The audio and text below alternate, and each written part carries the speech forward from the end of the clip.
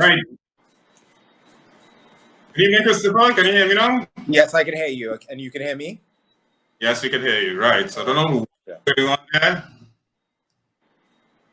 Right. So you're waiting for the viewers to come back because they disappeared. Yeah. I was on and I again, you know, it's some of these technical things are as they are. So people will hear the people just wasn't for whatever reason. Yeah. So while we wait, right, so people are coming back up there. So if you're now joining us, well, you're not late because we are late. This is Chlorine Callaloo, and on screen we have Mr. Christopher George. Christopher George, I would describe as a multi-sportsman.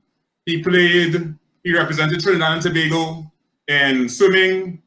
He represented Trinidad and Tobago in water polo, and then he went on to the Olympics. I don't know how he made that jump from age group and senior swimming straight to the Olympics, but I guess he'll tell us about that. Christopher, welcome. Thank you, Jason. How are you doing tonight?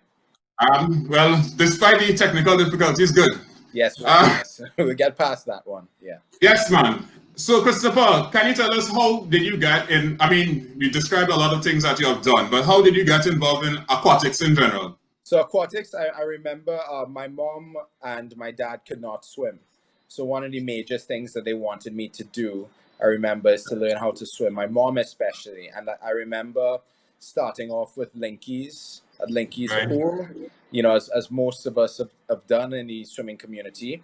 And then going on to Flying Fish Swim Club, and then eventually to Marlins, where it is I swam. So I swam in a few clubs in the Port of Spain area. Yes. Right.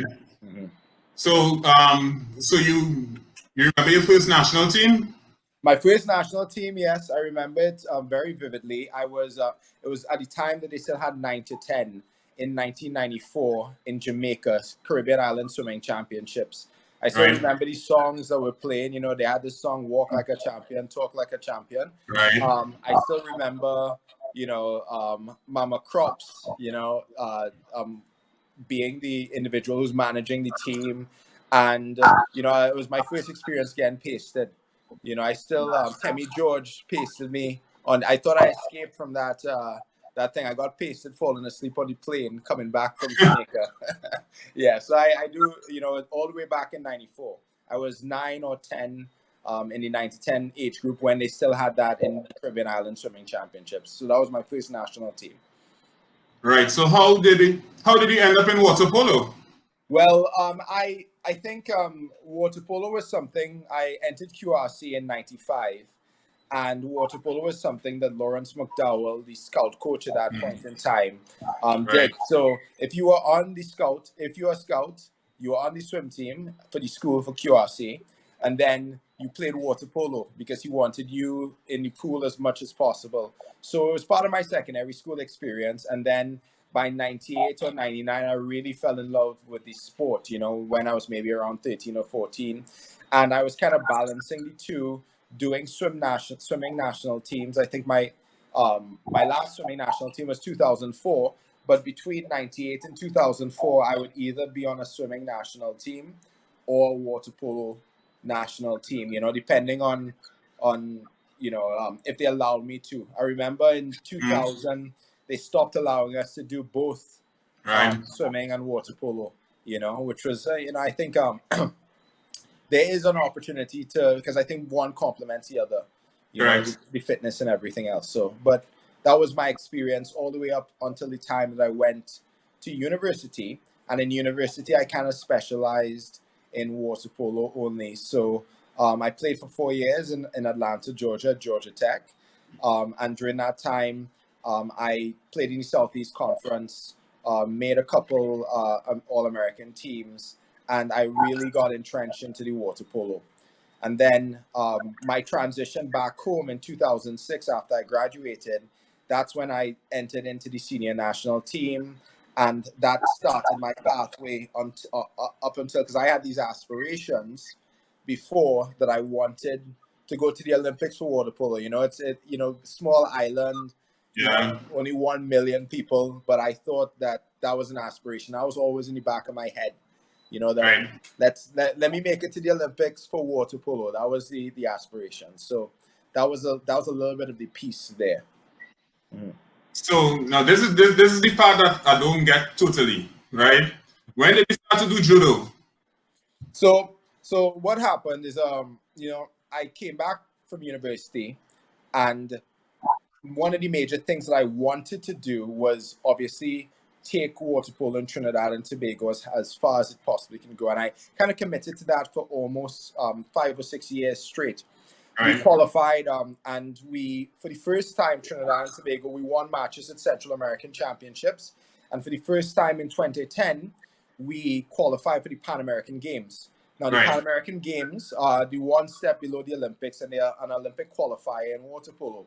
And I had this idea, this dream in my head that finally, after 10 years, we're finally going to get an opportunity, maybe not to go to the Olympics, but to try qualifying for the Olympics, right? And unfortunately, with how things go in aquatics in 2011, we did not get the opportunity, even though we qualified because of whatever, you know, I don't want to get into that. And I remember being disheartened, disappointed, and I said, I want to do something else. And I retired from water polo. I retired from aquatics. I'm like, hey, what? I'm not doing this anymore. And in 2011 into 2012, I picked up judo. And I remember, Now, I want to explain. Pick up judo as in do it for the first do time. it for the first time. Yes, I didn't do judo Any before. other you did any other martial arts? So I did. So in 2007, I had started karate just as a cross training, but I started it as an adult, and I used to do karate to in the water polo off season to stay in shape. But it was Right. not. I started it after I finished university. All my martial arts journey started after I finished university. I never did it as a child or as a young adult. So I did it as something that I'd always wanted. You know, everybody wants to be a black belt. So I was thinking, and I did a martial art that was absolutely different than judo. I did karate, you know, so Right. it was fit punches and kicks, not throws. Judo's throws and choking, you know. And so the first time that I started grappling was in 2011 and 2012. And Right. yeah, so it was the first time. And I think, you know, a lot of people ask, how did I make the transition? How did I make it so quickly? I think that a foundation in swimming and water polo kind of prepares you for the rigors of any other sport. You know, I always found that if you lose in the pool, you drown. You know, that, and, you know, the worst thing that could happen to you in judo is they throw you on your back, you know, and if you know how to fall, you fall. So I kind of took that attitude. And when I entered my first national championship, and I remember I had 7 matches and I won all 7. I won, so as a yellow belt, I won my first national championship in 2012. And I asked the coach immediately, I was like, how do you go to the Olympics in this? You know, so he, I remember my sensei Mark Litrian, he kind of laughed it off and told me, Chris, you require a black belt to do this, and you're a yellow belt now, right? So I thought, okay, how do I get a black belt? And he's like, Chris, it takes 8 years. I'm like, I don't really have that much time. I want to make the Olympics by 2016. So they didn't quite think that I had the timing right. So they thought maybe 2020 was my year because I was talented and they knew that I was athletic, etc. And obviously, with my background at high level sports, water polo, swimming, etc., I was able to kind of focus on that for judo. Right. And then you know, you know, life kind of comes into play. I got an opportunity to go to Scotland for work, and that took me to train with the Scottish national team and the British national team. I won some competitions across there, and then a year and a half later, Trinidad recognized, oh, wait a second, this guy's legit. And and I and unfortunate. Yeah. Unfortunately, that's how it happens.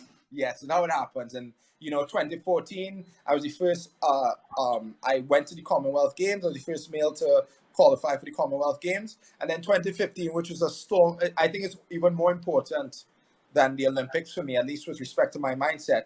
I qualified for Pan American Games, and I went to Pan American Games, right? And that was like a transitional. It was exactly 4 years later, and the disappointment of not qualifying or not of qualifying and not getting to go for water polo, and then getting to go for judo. And I remember that was like a real big pivotal point. And I talked to my mom, and my mom was like, Chris, you're going to the Olympics. At that point in time, I hadn't qualified, and she was like, Chris, you're going to the Olympics. And that inspired me. I quit my job and decided to, for the last year and a half, to kind of give myself 100% to judo. And in Cuba, I ended up beating a past Olympian from Curacao to qualify for the Olympics in Rio de Janeiro. And that was kind of, I mean, I've given a short, condensed. We'll bring it back, don't worry. Yeah. But so that was kind of like the transition from the water polo, right? Really trying to, because it was something that I thought I needed to fulfill for myself. You know, since '94, I remember that first national team thinking I wanted to go to the Olympics, and we had Olympians on that team. I remember it was like George was on that team. George Bovell was on the team with us. I remember Siobhan Cropper was on the team, and all these people. Kerry Ann Gibbs was on that team, past Olympians, and I remember them going, whether it be '96, 2000, 2004, and achieving what they did. And I remember every single year thinking, since I was 9 years old, I wanted to do this, you know, and I thought, you know, that even though I didn't get to do it in the sport that I absolutely trained my entire life to, I think training in that sport allowed me to have the ability in another sport to achieve that goal. Yeah. Well, Christopher, we almost at that time where we have to wrap up the interview. Yes. But I would like, I mean, honestly, when you were telling me your story before, I found it pretty phenomenal. The way how you were able to transition from all these different sports, and I mean, I'm glad you're saying the foundation that you had was in aquatics, so that's positive for us here. Yes. What final words do you have for Trinidad and Tobago? If you have to say something to an athlete or anything you want to say, the floor is yours. I think that the biggest point that I want to share is about the ability to pivot, as in the tools that you get, especially, and you stated it quite clearly, in swimming and water polo, are things that transition, that allow you to do excellent in other things. As in, I did not get to, you know, everybody's aspiration when they first start swimming is to be in the Olympics. And but that aspiration and that tenacity, that ability, grounds us to do excellent in any other facet, whether it be water polo, whether it be judo, and now it is I'm in my professional life. It's grounded me, and I understand the work that it takes. So those 4:30 mornings training, for me, that's the best. That type of mindset allows you to be excellent in anything. So that's what I want. Be able to pivot and use the tools, even if it is that you're not making it to the Olympics in swimming, you might make it in a different sport because of swimming.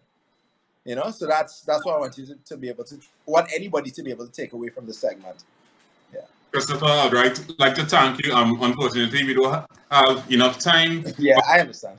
This program, well, I mean, we don't plan to stop Chlorine Callaloo anytime soon, so we're sure we will have you back. I mean, it was amazing how you have overcome adversity, channeled it positively, and it's kind of crazy how you reached from doing nothing to reaching the Olympics in that very short space of time, and show how, if you put your mind to things, what could happen. So yeah, thank you for your time, and thank you very much for your service to Trinidad and Tobago. Jason, thanks. You're doing a magnificent job, and I didn't realize how much work you were doing until it is that you kind of contacted me, and I was like, oh, wait a second, this is going on. You know, it's kind of something on the side. Great work. Yeah. Thank you so much. Thanks for the opportunity, and I will talk to you next time. You know? Thank you, Chris. All right. All right.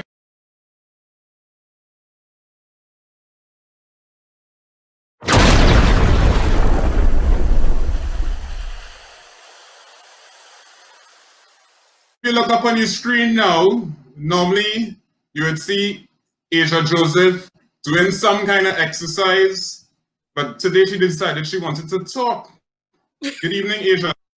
Good afternoon, Jason. Good afternoon, everybody. Good evening.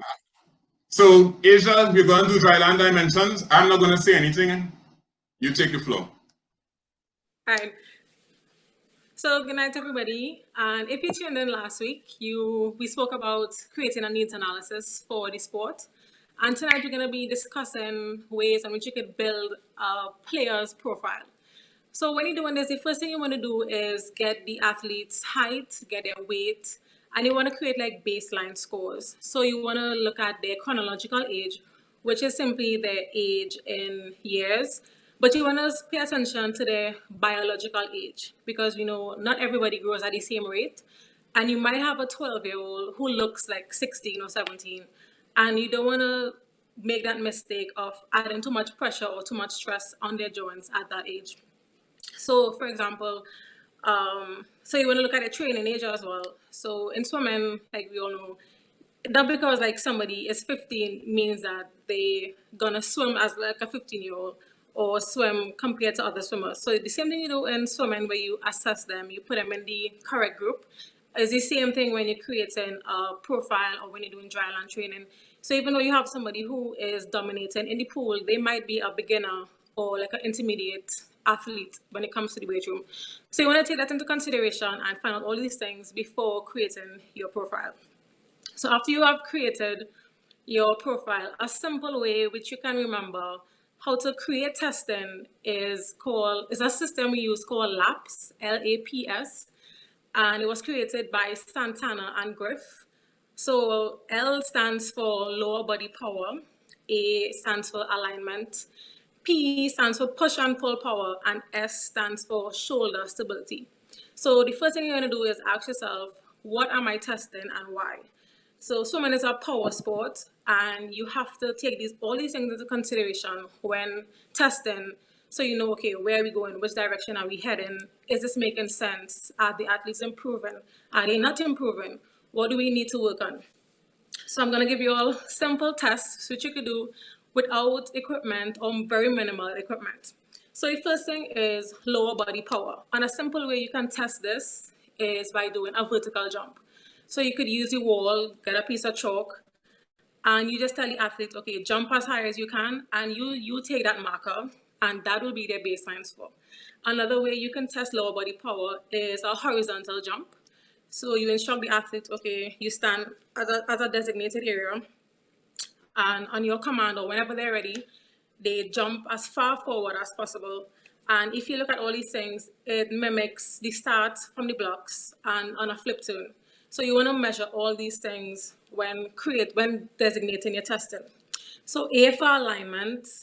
In swimming, everything comes from the core. If you have a weak core, you're going to have weak kicks. And we all know how important your pull-out is for all your strokes.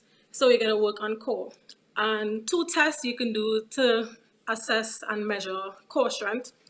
One is called a hollow hold, where you lay flat on your back and feet off the floor, hands off the floor, and you time the athlete.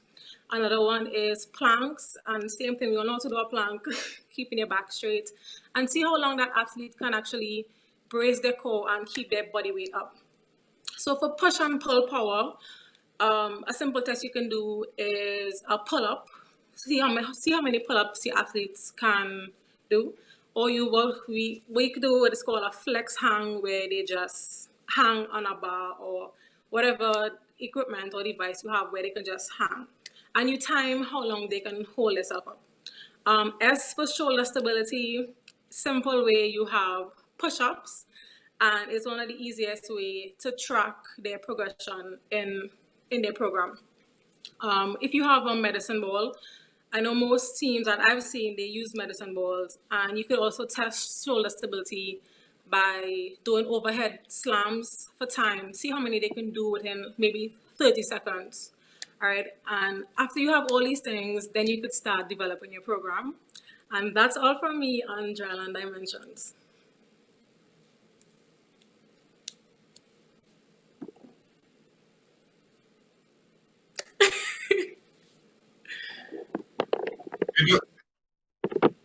Asia Joseph, don't leave us yet. Oh, sorry. Right. So we heard everything you said. What you have us in store next week? So next week we're going to talk about the next based on your assessments, and we're going to talk about progressions, what to do, how to do it, how soon we should do it, if we should do it, when we should do it, why we should do it, how much is enough, when too much. So stay tuned for next week. Okay, so thank you very much, Asia Joseph, live from.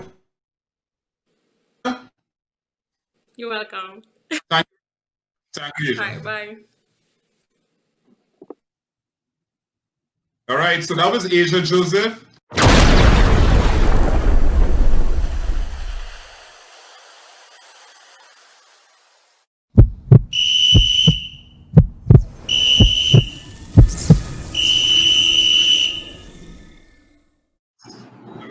So Daniel Tardieu is a former national swimmer. Oh, like Chris, you did judo, Daniel?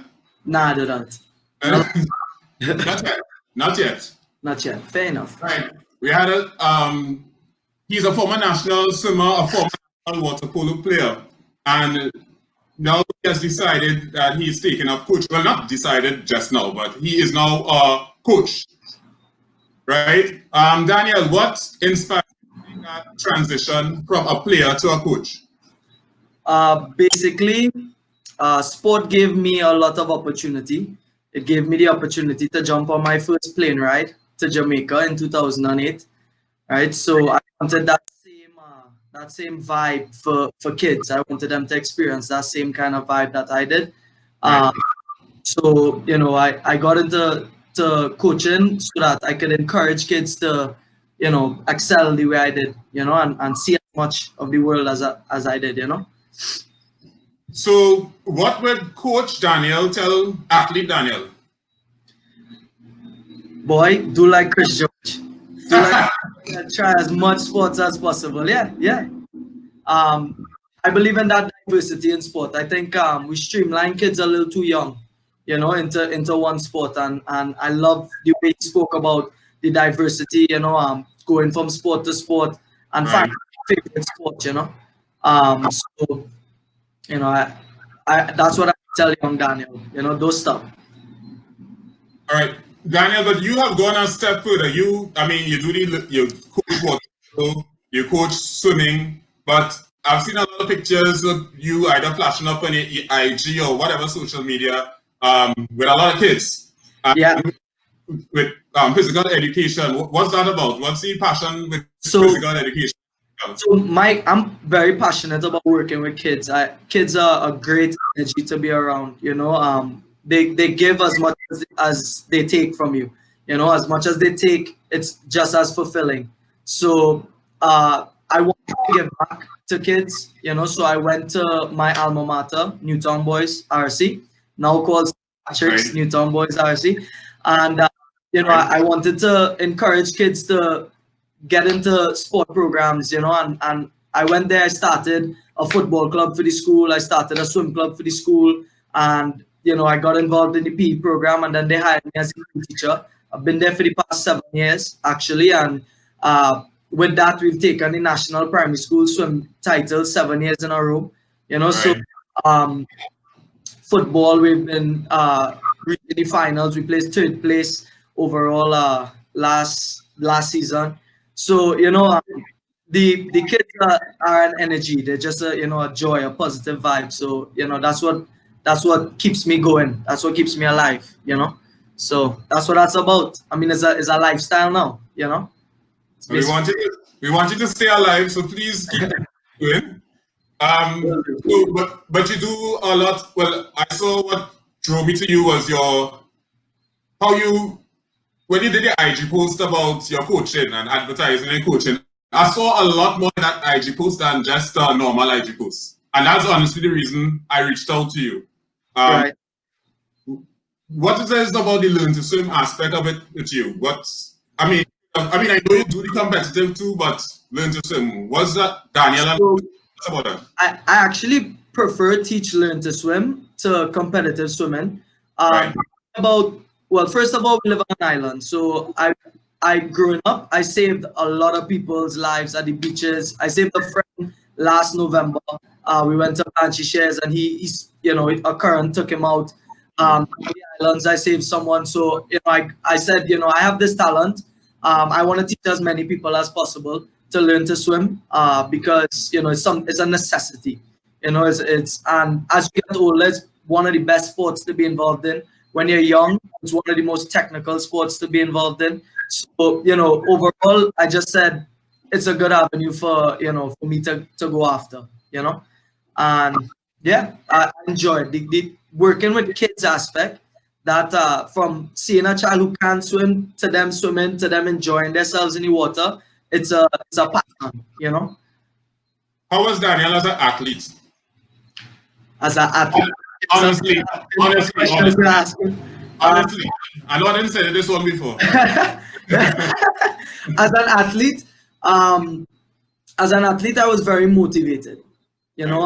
Every day it was eat, sleep, breathe water polo. I went from swimming, a sport that I loved. I loved breaststroke and that kind of stuff, and then eventually I found water polo all over. Sunday to Sunday is water polo. If Sunday to Sunday is water polo, I'm there. You understand? So as an athlete, I was highly motivated because of the sport that I became passionate behind. The sport that I found as my favorite. Wake was easy. If there isn't training, I would. It's like I'm a fish out of water, literally. I'm studying what to do today. Most of my friends, everything like that, is from swimming as a result of that, and water polo. So as an athlete, boy, best time of my life. I would tell everybody, do it. I traveled. We went as far as Australia. I made world championships in water polo. We are the first Caribbean country to qualify for world championships in water polo. We went to Pan Am Games. We were playing against Canada. I scored 3 lobs. I scored a bullet in the V. We beat them 8-4. So we beat Puerto Rico. We tied with Brazil. So like it was just real good all around experience. It showed me that never give up. It is nothing to go after the big boy. And that kind of stuff. So it gave me a lot of motivation. That's the word. It kept me going. All right, Daniel, I would like to really thank you. I'm not finished with you yet, but I'd like to thank you very much for taking your time today. Thank you for giving back to the sport. No problem. Yes, a lot of times people, they leave swimming and something has happened and they don't want to come back by the pool, but you came back. So thank you for that. So the floor is yours. Coach Daniel, send out whatever message you want to send. So if I had to say a couple of things, I would say that there's a lot of advantages to playing multiple sports, as Chris spoke before. The cross training aspect. You utilize and develop different muscle groups. Opportunities to make friends. Socializing, communication skills. It's a lot more fun. You're getting a lot of diversity coming at you.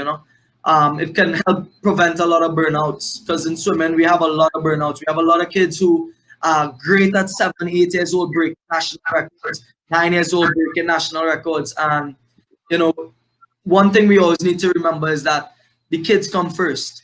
So this is first a child. And so you need to remember that their mindset needs to be developed, their bodies need to develop, and Dryland Dimensions just now spoke about all the when to put weights and when to put and when to load and when not to load. So all of these things come into play when we talk about burnout. And so that multiple sports aspect, it helps, and it also helps most importantly with finding the favorite sport. As Chris George found his sport, you understand? He found his judo to make his Olympics. I found my water polo to wake up every morning and have something to go behind, because I wasn't a school guy. I got all distinctions and that kind of stuff, but I didn't like school. I'm an outside person. I like farming, or I like going that kind of stuff. So being outdoors in that hot sun every day with those kids, that's me. You understand what I mean? Like that's what I'm about. So even now I found my favorite job, through fishing, you know. So there we are. That's why I'll tell everybody. Multiple sports. Parents, communicate with your kids. You understand? Communicate with your kids and ensure that, you know, if they're telling you, you know, they want to try something else, they want to, you know, that kind of stuff, maybe tone down on the amount of training sessions, ramp up on something else, and, you know, keep them involved. Don't let them quit. Keep them involved. Find a way to keep them involved, you know. That's it. That's what I have to say. Daniel, well,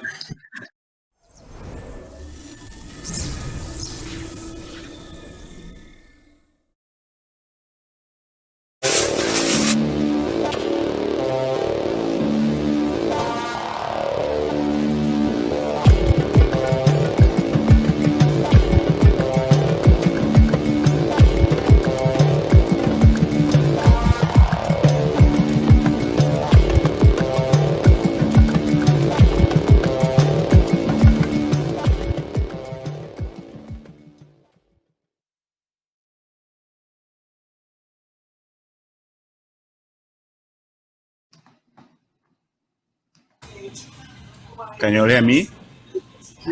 yes, Yes. Keegan, we can hear you. We can hear you. What's the vibes? But you'll allow me to start the segment, though?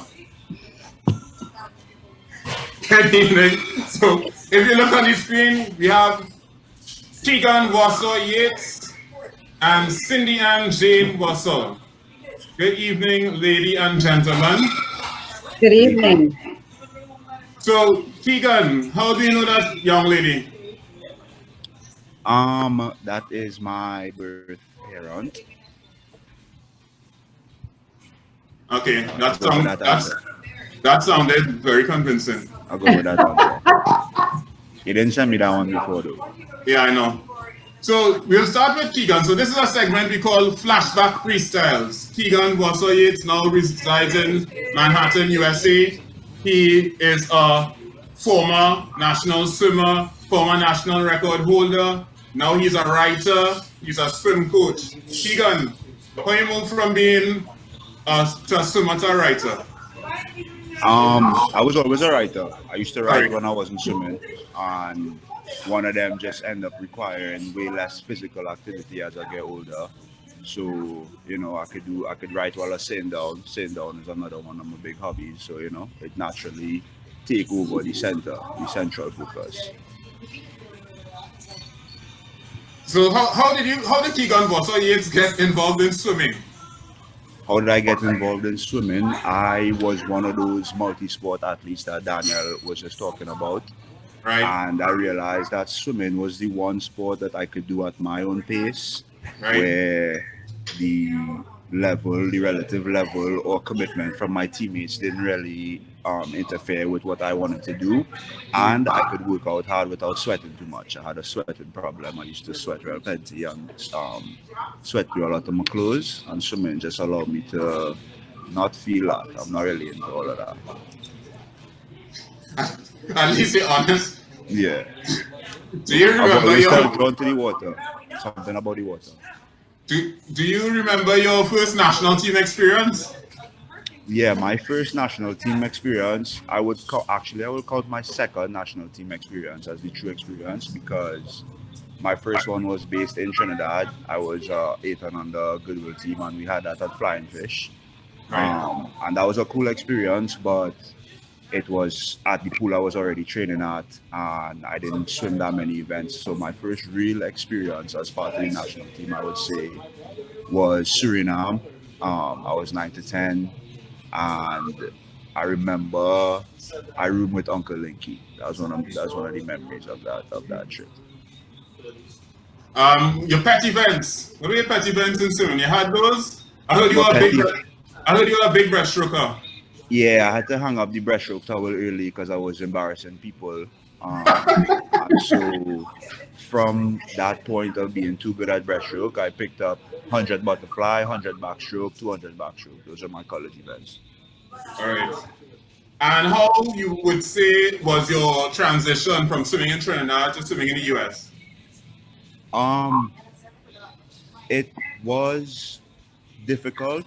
There was a lot of different challenges. For example, I became a much smaller fish in the pond. I was no longer I was on close personal terms with my coaches, my foreign coaches. Groups were definitely bigger and more competitive. And also, one thing about over here is that the whole group could kind of train according to what the best swimmer is training for. You know, I didn't really have much of that in Trinidad, but I remember being over here and always kind of having my training geared towards other people's career just because that was the size of the team and, you know, they building the programs around the top swimmers. There's a question. This one I didn't send you, but I was going to ask. How was it as a black athlete in sport? Well, that's interesting. I just wrote about that a lot. It was something that kind of I only recognized was an influential factor in my life and in my sports life when I was done swimming. But there were a lot of times I could give, you know, examples like during the whole kneeling for the flag movement when that was going on in the US. I was the only person on my team that did that, and I felt isolated a lot of times, but I also felt like I was in a good position to show leadership because of my differences. People knew that most of my point of view was from a different experience growing up. You know, not only being black but being Afro-Caribbean, and so my perspective was always taken seriously. There were things that I went through that I think anybody who was the only black athlete among, you know, a predominantly white sport would go through. But it also taught me a lot. All right, so let's bring the lady I don't know here. Hi, Cindy Ann. Hi. Hi, Keegan Boisson. Sorry, Cindy Ann. Cindy Ann. So if y'all don't know Cindy Ann, y'all should get to know her. And if you want to get to know her, tune in this Sunday on. Where did you tune in, Cindy? On my Facebook page, Bovelan, Cindy Ann Jane Boisson. On Facebook. Cindy, how are you? And when last you saw Keegan in person? January. Yeah, I don't recognize him now. I'm like, what is happening? Okay, Keegan, you can stop now.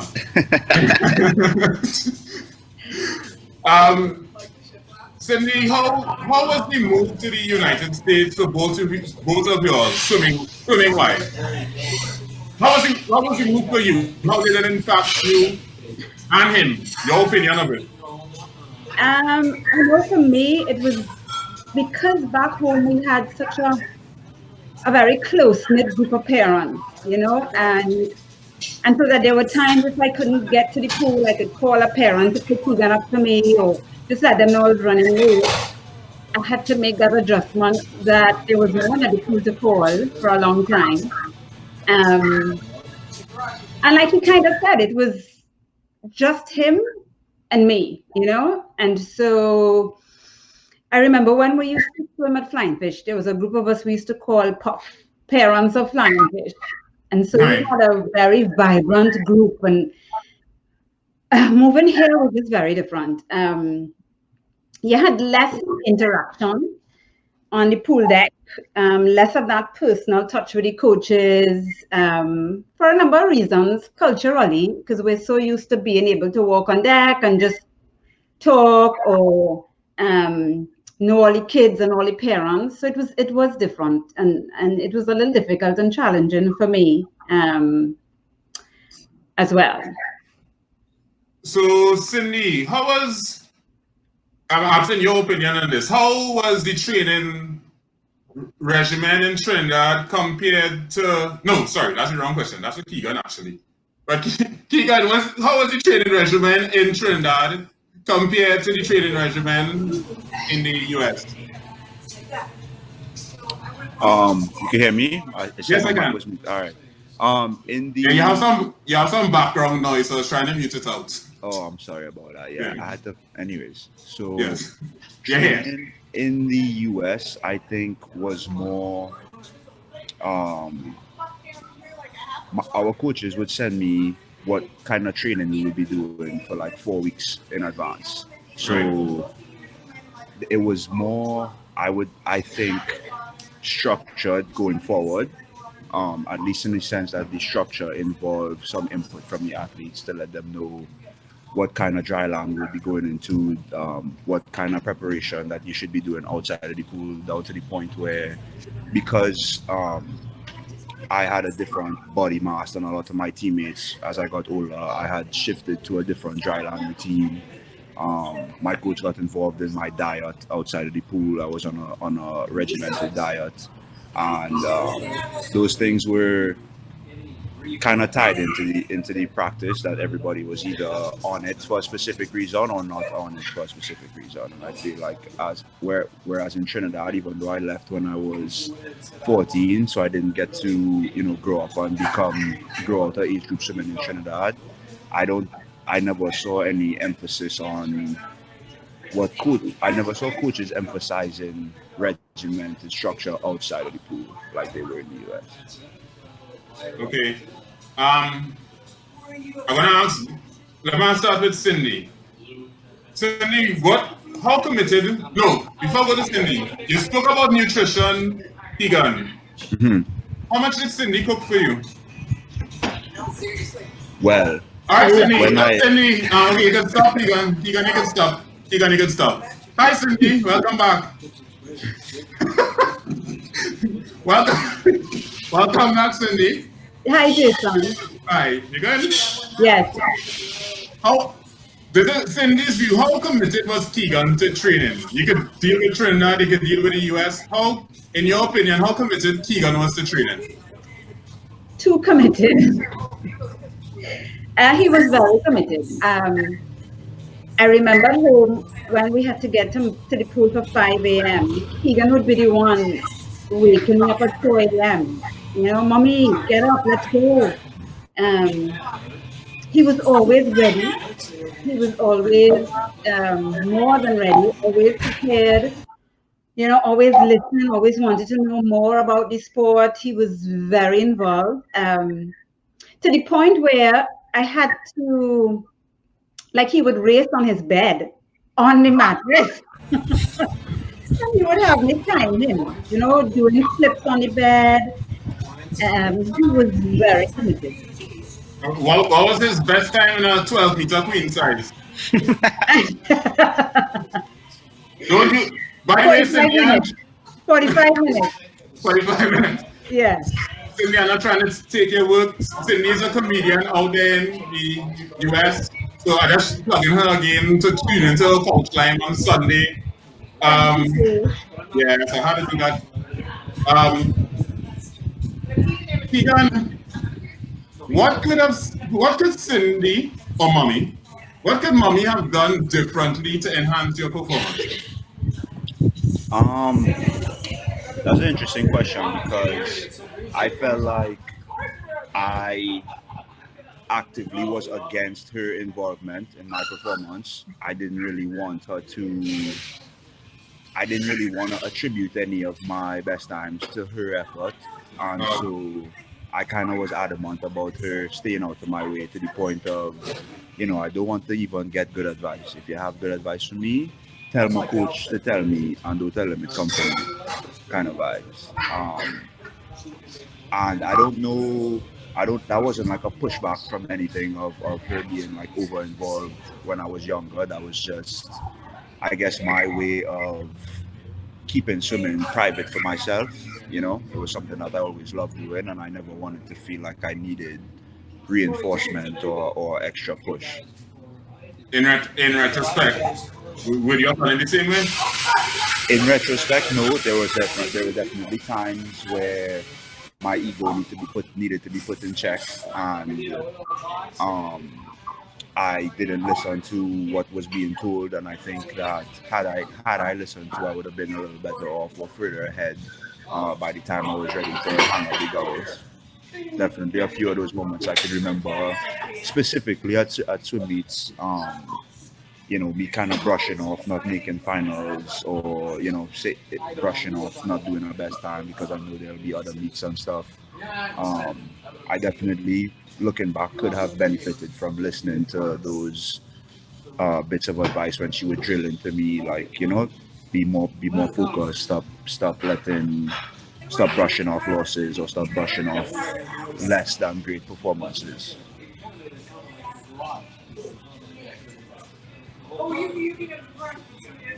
I think Jason is stuck.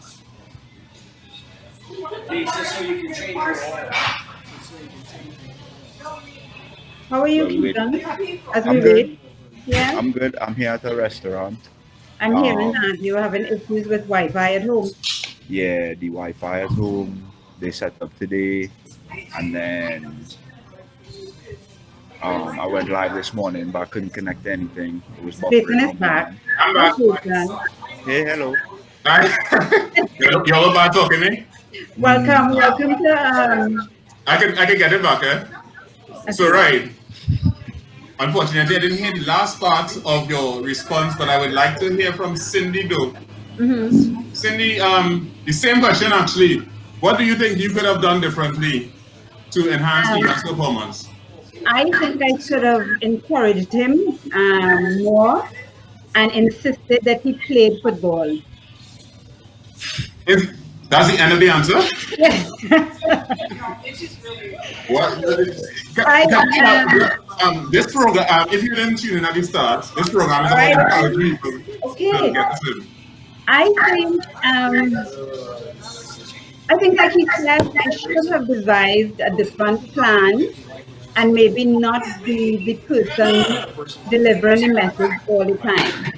Because as he rightly said, there was a lot of pushback. So that everything I said met with some resistance. So I feel if I had to do it again, I would stand back, more and not say too much. Right. But even when I said stuff, I still allowed him freedom to do and make decisions on his own for the most part. So I think if I had to do it again, and God forbid I don't, but if I had to, I would definitely probably get somebody to be the middle person to communicate. Um, Cindy, in your opinion, asking you first, why did Keegan stop swimming or stop as an athlete? Well, I don't know why I would say he stopped. Why? Because he didn't stop. He graduated from college. He swam straight through college. So he didn't. I wouldn't say that he stopped. I would say though that once girls started to get in the picture, he got a little distracted. That I can say, but he couldn't stop since he was on a scholarship. Keegan, the girls distracted you? Yeah, Yeah. Yeah. yeah. When I moved away from home and I started going to school, I think that immediately I was overstimulated maybe for just how many things I could get into if I didn't have to train 11 times a week. And by the time I went to college, I had already kind of had to adjust to the reality that I didn't get into the top tier program swimming that I wanted to get into, and so kind of responding to that, I guess, to minimize the depression or the heartbreak that comes with of realizing, okay, maybe I'm not built to go as far as I have thought this whole time, at least mentally. What are my other options for making sure that I could see this thing through for as long as I can, because I never lost the love of swimming. I never lost the love of practice.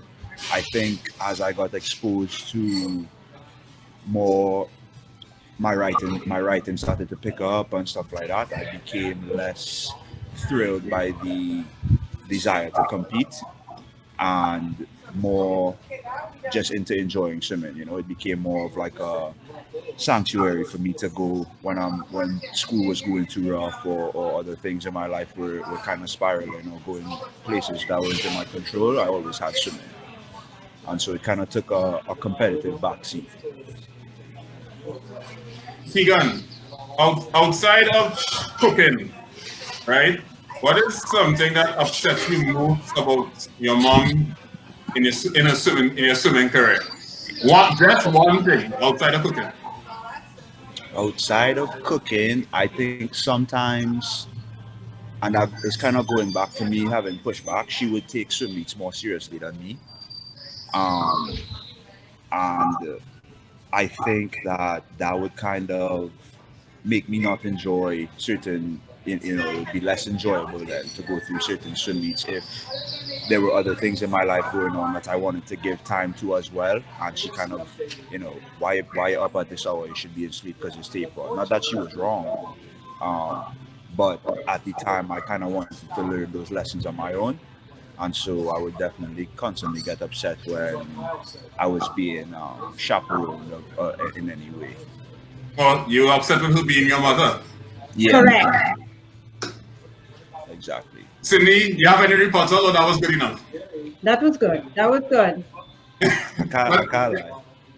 No, I mean, and that's what it is about. It's about being honest in the process. Yeah. And Cindy, vice versa. Well, I know you probably have a list. But what do you get you more upset with? What do you get you most upset with Keegan and swimming? I think kind of to go with what he just said, that he would have all these goals and these established goals and, tell me the things that he wanted to accomplish. But then he probably didn't quite understand what it would take to get them. So that I was really feeding off of what he was saying to me. Like, Mom, I would want to do this, this, this. And I was like, it's not going to happen if you stay up until midnight on your phone or so stuff like that. I would say would be, but I guess, I don't know, I can't say for other parents, but I would imagine that most parents would have an issue similar to mine because they're kids. And so that they think that they're invincible, that they can stay up until 2, 3 a.m. and then go to practice at 4 a.m. and count on, So I think that would be it if I were to say anything. If you were to say anything. Yeah. Keegan, so now you hear, we're talking here, and some of the things that your mom did, right, that probably annoyed you, right? Do you think you will annoy your kids similarly? I hope so. I hope I could annoy them more. More. I think that more. I think that I think that in retrospect, a lot of I wouldn't have learned any of the stuff that I learned had I not had her in my ear, whether I learned it from her or from disagreeing with her and learning on my own. At least I had a current. I had something there kind of either pushing me back on track or pushing me forward. It was never just me static with my own thoughts, And I think that's important because I definitely wanted to raise myself from, about the age of 11. And I think I would have been in a much worse place had I been allowed to do that without any kind of nuisance. So mommy will help you to be a better daddy when that day comes. Yeah, exactly. There was a pause. Is there something we should do here? Not yet. We know everything we need to know. Okay. What advice would you give, Keegan? What advice would you give to parents in dealing with their kids' athletic career?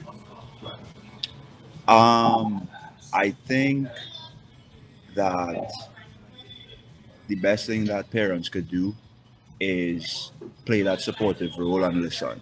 If you feel like you have something to say it, but you also have to give your child and even go further to let them know that I'm going to tell you something that I think you should hear. I want you to tell me how you feel about that. I want you to tell me how you think I've been going about our relationship, because it definitely takes both parties working on it. I don't know that there's a perfect parent athlete formula for success, But I think if both people could communicate back and forth, and obviously as a parent, you kind of have to be the one to set the tone and the example. Let your kids know that you're interested in learning from them as much as you need them to be interested in learning from you. And Cindy, how do you feel? First of all, same question first. What advice would you give parents? If you have to add anything what Keegan said, or I would say I should have probably ring his ears a little more. So maybe ring the ears a little bit. we don't advocate violence on this program. Not Thank you. tightly, but you could give it a nice gentle, a nice gentle twist, you know. While you could kiss it first How after? or after. I would say to parents, learn more, learn about the sport, and have a good networking system, whatever the sport is, because I know that there were times when without a good networking system at the pool, from the parents and stuff, I would say to establish some sort of relationship at the pool so that you have that support, that you can lean on each other, because it can get very lonely. And don't compare your kid's progress to anybody else's progress, any other child, because there's so much danger to that as well. Particularly if you make mention of it repeatedly, like this, so kind of look at your child and know what they're capable of, and kind of push them towards more or less what they want, so try to work with them as best as you can. I try to listen to Keegan and work with him. I think like I said, I should have probably just do less listening. So maybe, you know what, don't listen to anything I have to say. No. I really do believe that you need the support of, so whatever sport it is, whether it's an individual sport like swimming or a group sport like a team sport like football,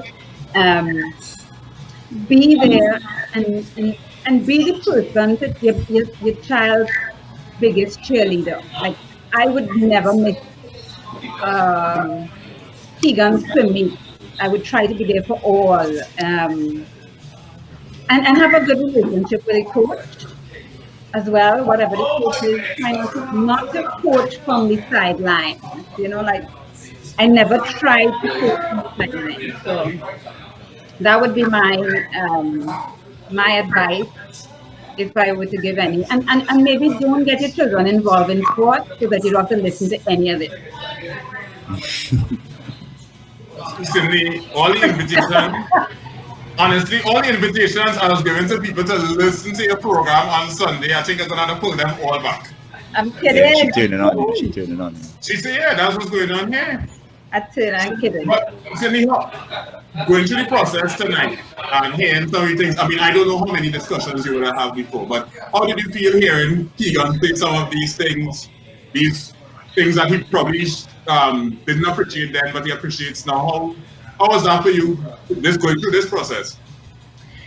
It was good, because the truth is, I've heard it before. I think Keegan and I have had a pretty open relationship for a long time. I mean, now we're kind of pulling and pulling, because we're both at the point where he's now an adult, and it's difficult as a parent that I'm now experiencing to let that go. So it's tough looking at him, seeing that he's an adult and that he is even able to say these things publicly and comfortably, accepting his role and my role. It's refreshing. And Keegan, what are you cooking in the background? All kind of things. All kind of things. Keegan,